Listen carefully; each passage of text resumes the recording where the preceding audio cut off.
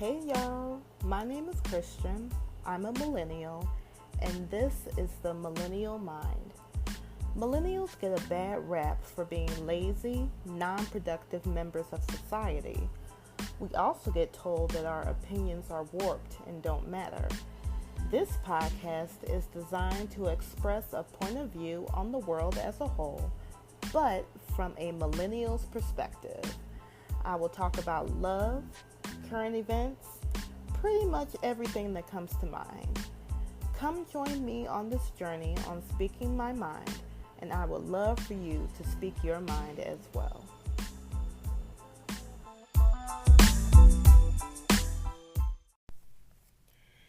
Hey y'all, welcome to another episode of The Millennial Mind. Thank you again for listening to this episode while I take on the journey of speaking my mind, and I hope that you are speaking your mind also. This episode I am very excited about because I like the topic, and I'm sure that other people like the topic as well. So I want to dive right into it and we'll go from there. So the title of this episode is Let's Talk About Sex. Why is sex such a taboo word? People either really want to talk about it, or they like talking about it, or they don't like talking about it. There's really no middle ground. But it has become this subject that a lot of people don't talk about. They don't want to address it. They don't want to address it within their relationships. They don't want to address it with their kids.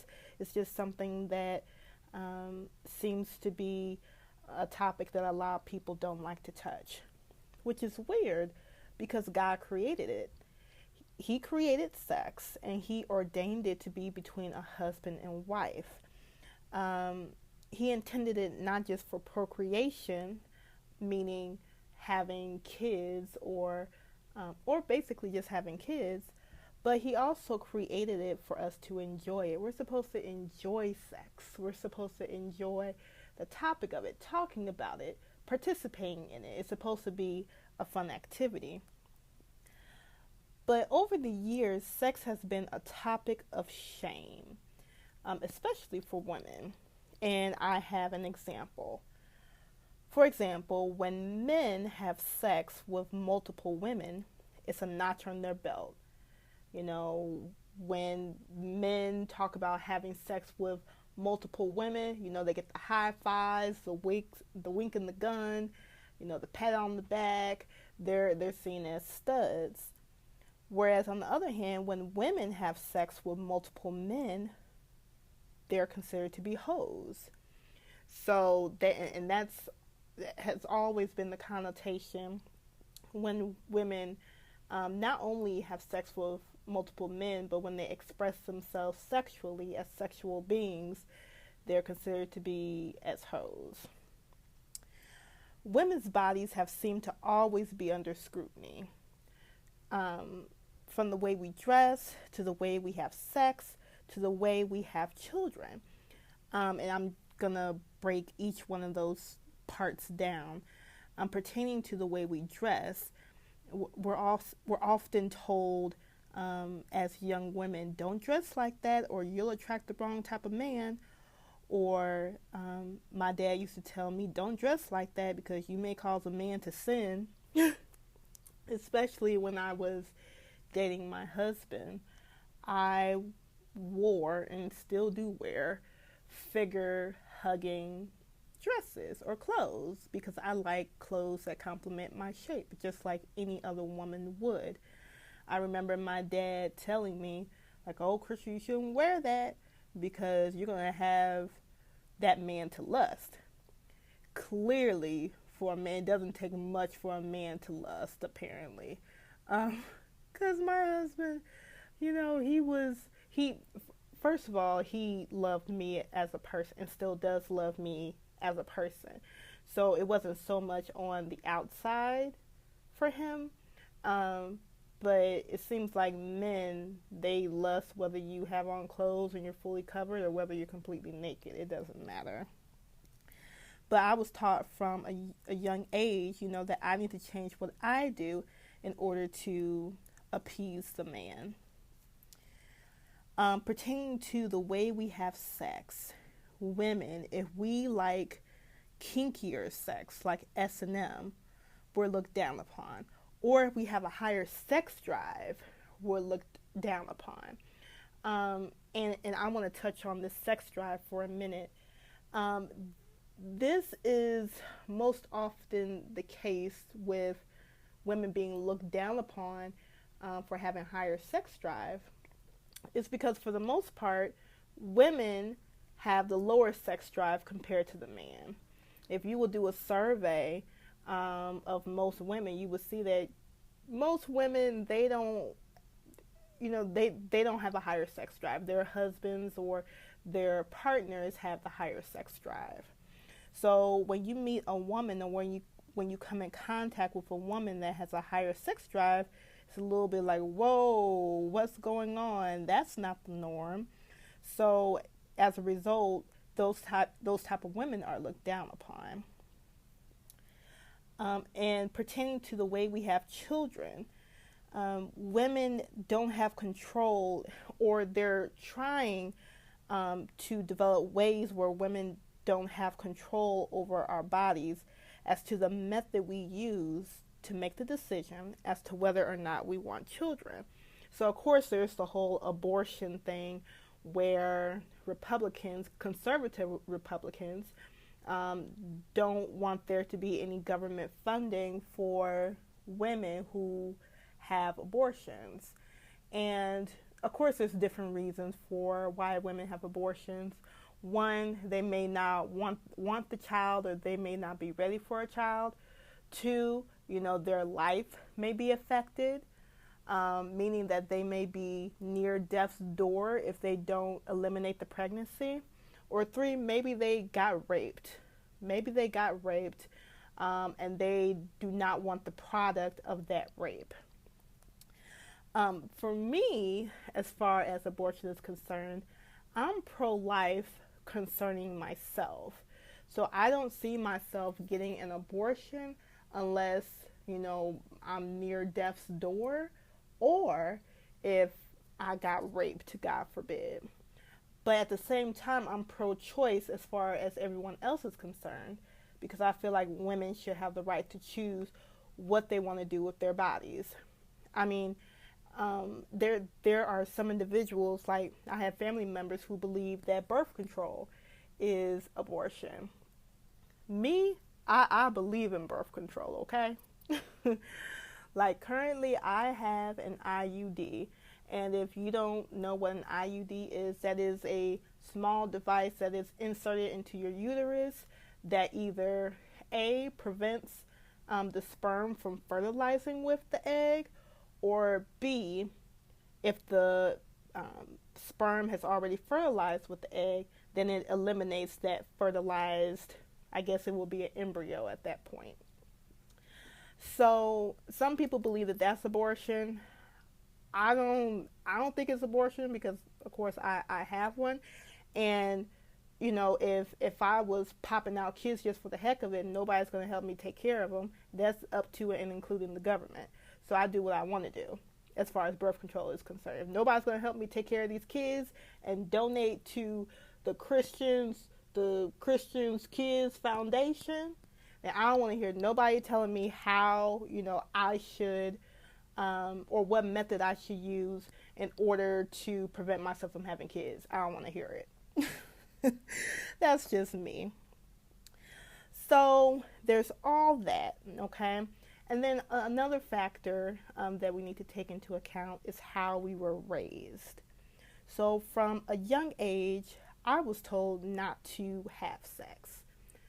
As I mentioned in a previous podcast, I grew up churchy. So in the Bible, that's one of the 10 commandments: do not fornicate. Fornicate meaning having sex before marriage. So I was taught not to do that, because if I did that, I would be violating God's word, and that would be an abomination to him.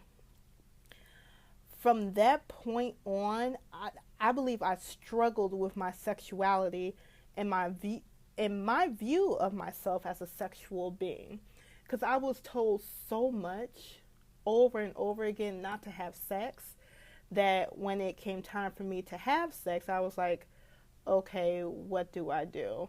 And then there was the stigma out there that sex was bad because they were trying to stop you from having sex because it was a sin. You know, that they didn't really teach you, like, okay, when you do have sex, you know, when you get married, this is how it works, this is how you can enjoy it. All of that was gone. So I struggled really heavily with the topic. Like, even my mom, and she'll probably hate me for this, with the birds and the bees conversation, I didn't really have a birds and the bees conversation. Now, and to give you a little background, my mom, she was a nurse, or she still is a nurse. She's been practicing for like 30 plus years. So she has some resources, okay? So my mom, she sat me down one day with a laptop, and she said, you see these pictures? You see this vagina all crusted over with this pus coming out? Is that what you want for yourself? I was like, no, mama, that's not what I want for myself. And she was like, well, don't have sex. I'm like, okay, if that's what sex is about, then maybe I shouldn't have sex. But then, then you hear all these people say how much they're enjoying sex. And so I'm thinking in my mind that sex must not be that bad. You know, maybe it's something that I'm missing. So I started to explore. And I actually explored porn. Yep, at 15, between 15 to about 17 years old, I explored porn. And I learned about sex through porn, which porn isn't the perfect depiction of how sex is, but that's how I learned.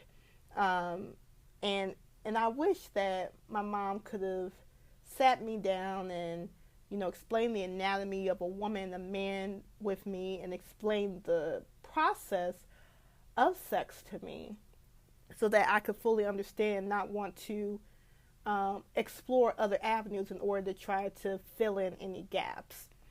But I know my mom, she did the best that she could. But it's just a learning lesson as far as how I explain sex to my kids. So I explored porn for a little bit, and then thank God I got delivered from that. But during this time period, you know, I didn't have sex. I wasn't having sex. So sex was still a taboo subject, that when I eventually started having sex, I had to erase everything that I'd been taught. And this was especially when I got married. So I was taught for so long, sex is bad. You shouldn't have sex. No sex, no sex, no sex. But then when I get married, it's like, okay, lights, camera, action, you need to start having sex and do it now and procreate and have children. You got to make sure your husband is happy. And I'm like, well, wait a minute. I can't just turn it on like that. I have to erase, 20 plus years of this brainwashing that I had that sex was bad, in order to try to configure my mind to kind of match my body so that I could have relations with my husband. Like, it took me some time to actually get adjusted. So, and that's one thing I didn't or don't agree with pertaining to the church. Like, they harped on sex being so bad in order to deter people from having sex. And when it comes time for these people to have sex, they don't give the tools that are needed in order for that person to have a healthy sexual relationship. They just leave them in the dark. It's like, okay, we did our job. You're married now. Now start having sex and, we're done with it. No, that's not how it works. I think a healthy conversation about that would be like, God says in his word, like, you're not supposed to have sex until you're married. But when you do have sex, this is how it should be, or this is how a healthy sexual relationship looks like, A through Z. That would help me tremendously, instead of just saying, don't have sex until you're married, and then when you're married, okay, have sex. That helped me not at all. Not at all. So I had to erase everything that I've been taught. I had to get my mind working properly, as far as me trying to embrace myself being a sexual being, and then making sure that my body followed suit. So it was a process for me. So I feel for girls that are going through the same thing I did or similar, which brings me to the main topic of the podcast, which is about T.I. and his daughter. But before we get into that, we're going to take a quick break so that you can hear a word about the sponsor for this podcast. This podcast is sponsored by Anchor. Anchor is the easiest way to make a podcast. It gives you everything you need in one place for free, which you can use right from your phone or computer. Creation tools allow you to record and edit your podcast so it sounds great. They'll distribute your podcast for you so it can be heard everywhere, even on platforms such as Spotify, Apple Podcasts, Google Podcasts, and many more. You can easily make money from your podcast with no minimum listenership. Download the Anchor app today or go to anchor.fm to get started. Once again, you can download the Anchor app, that's ANCHOR, or go to anchor.fm to get started. Okay, welcome back. Thank you for my sponsor, Anchor, for sponsoring this episode. If you're thinking about starting a podcast, please make sure to visit anchor.fm or download the app on iOS or Google Play to get more information. But back to this T.I. situation. If you haven't heard about what's been going on with T.I. and his daughter Deja, who is 18, let me read this article to you, and it'll blow your mind. So during an interview with the podcast Ladies Like Us, the Atlanta musician boasted that he's positive his daughter, Deja Harris, who is 18, has not had sex because we have yearly trips to the gynecologist to check her hymen, implying that if she were sexually active, the membrane wouldn't be intact. I will say, as of her 18th birthday, her hymen is still intact, he said of the long-debunked method of checking virginity. The 39-year-old whatever-you-like musician even went so far as to describe how he convinces his daughter to waive her privacy rights during the annual exams. The doctor is like, sir, I have to in order to share information. I'm like, Deja, they want you to sign this so we can share information. Is there anything you would not want me to know? See, Doc? Ain't no problem. The backlash was swift, with many calling out his comments as inappropriate, as well as just plain uninformed. No exaggeration, T.I. invading the space and humanity of his daughter like this is one of the most disgusting things I've ever heard, Fred T. Joseph wrote. I am sick to my stomach, Grace Jones wrote. And while T.I. hasn't responded to the reactions, Harris appeared to have some thoughts of her own.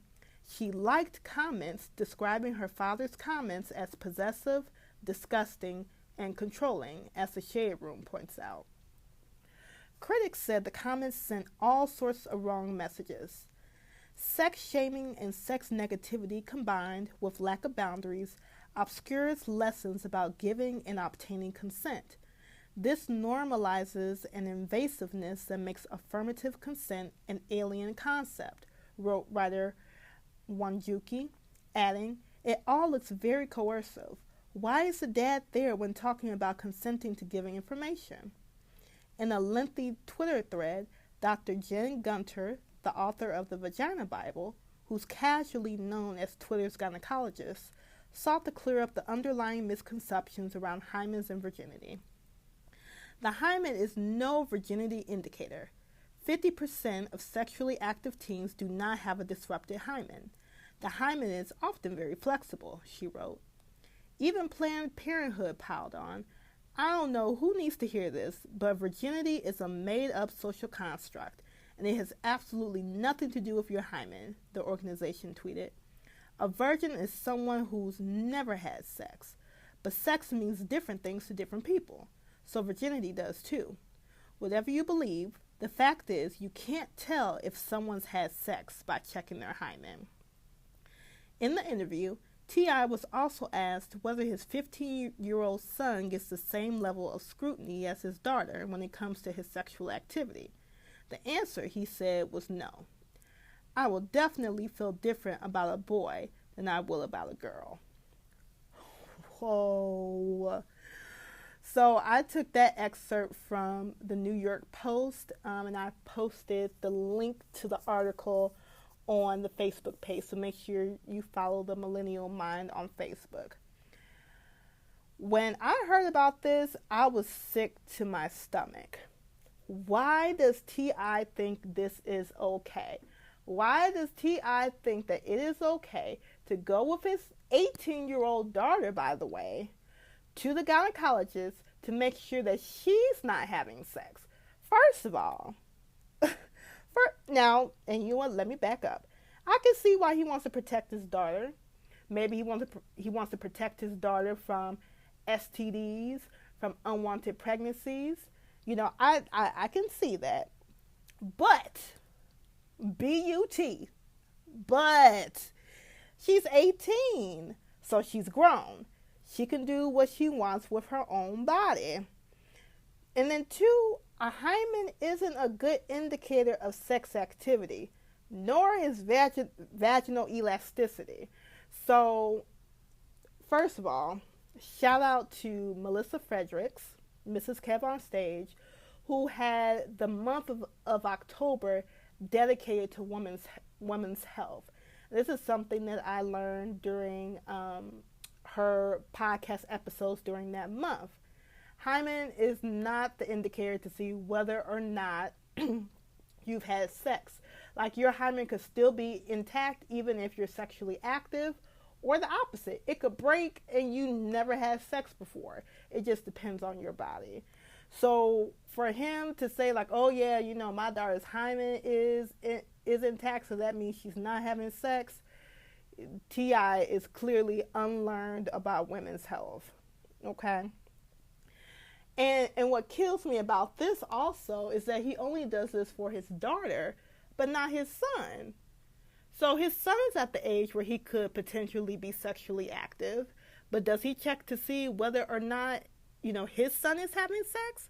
And I'm sure for men, there's probably not an indicator like so much for a woman as far as, or you know what, let me rephrase. There's probably not an indicator for men as far as whether or not they're having sex. I'll say that. But I'm thinking, if you're doing this for your daughter, you should be doing this for your son too. The same things that can happen to women as far as STDs and unwanted pregnancies can also happen to men. Just the only difference, the men won't be carrying the child.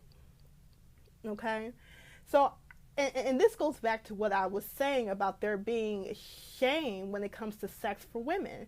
I just don't understand it. I don't understand why there's a difference between when men have sex and when women have sex. And this is a perfect example of this.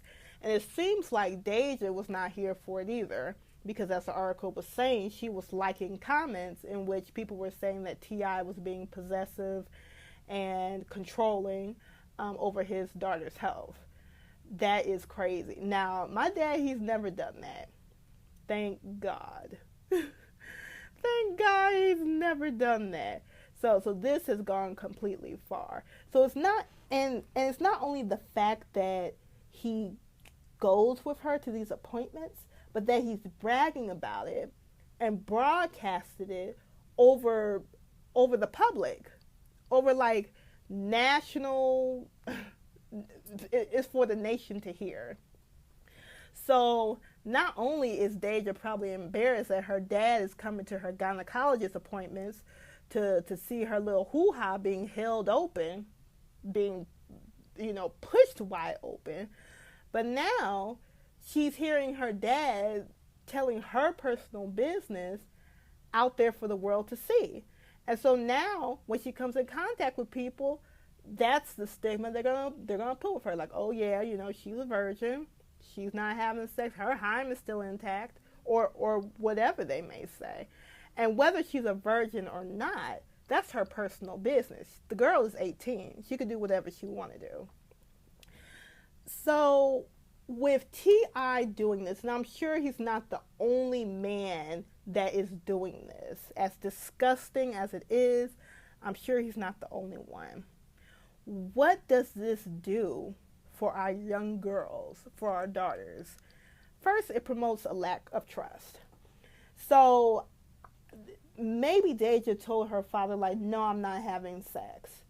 But T.I., of course, doesn't take her word for it. He's like, okay, I'm going to see if you're having sex or not. I'm going to check your hymen.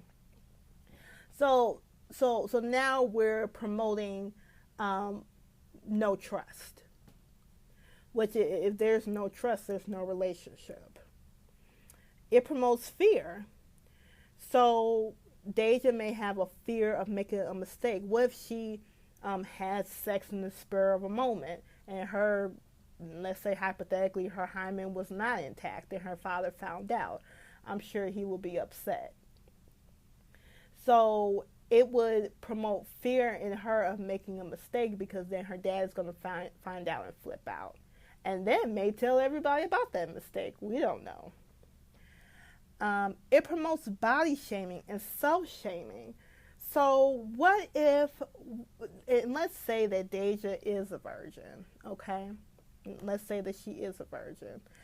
I would be so ashamed of myself if my dad came out and said that, oh yeah, I know my daughter is a virgin because her hymen is intact. You know how far down your self-esteem can go?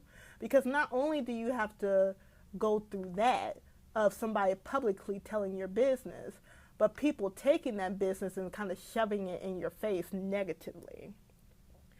And that can cause your self-esteem to go down. And I'm sure that's not what Deja wanted. It also promotes lack of appreciation for one's own sexuality. So Deja's 18. She can have sex if she wants to. Let's just be real. She's grown. Okay? I know a lot of people don't think that 18 is grown. Okay? But in the world's eyes, she's grown. So if she wants to have sex, she can. With her father putting her business out there, it debunks all of that. So she is kind of going through the same thing I'm going through, but just from a different perspective. Mine was coming from a church's perspective. Her is coming from, of course, her father's. Her father's saying, like, oh, no, you need to remain a virgin, as long as you can. Maybe he's telling her, like, oh, you need to remain a virgin until you're married.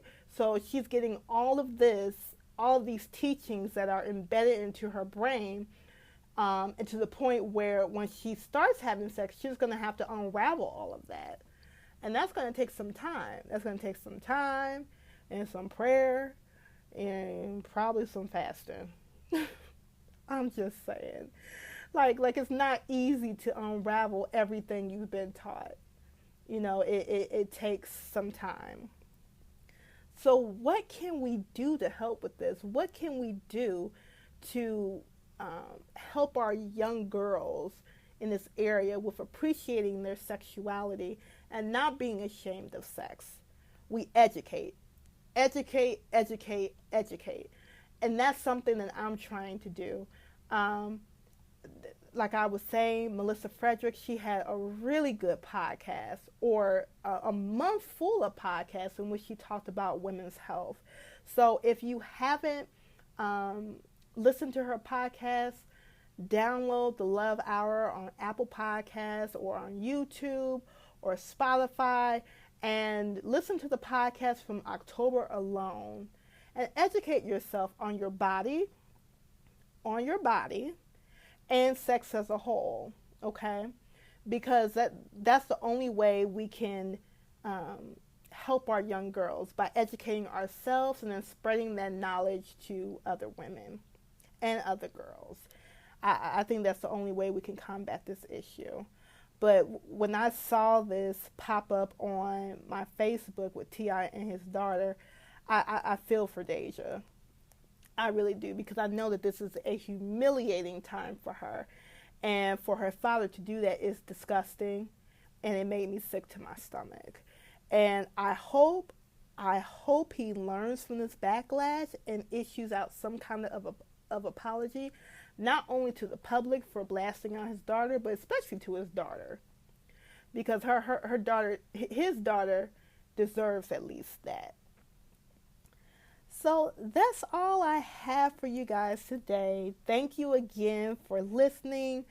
As always, make sure that you listen to the podcast we're on Apple Podcasts, Spotify, Pocket Casts, and Anchor.